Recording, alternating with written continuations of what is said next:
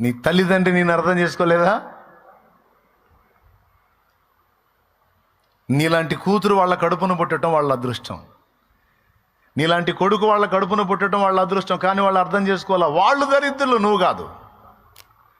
నువ్వు ఎంత నీతి కలిగిన దానివో, ఎంత నీతిగా ఉన్నావో, ఎంత నీతి గల్లవాడవో, ఎలాంటి జీవితం జీవిస్తున్నావో, ఏ పొజిషన్లో నువ్వు ఉన్నావో, దేవుడు నిన్ను బట్టి ఎంత సంతోషిస్తున్నాడో వాళ్ళకి అర్థమై వస్తే నిన్ను నెత్తికెత్తుకుంటారు.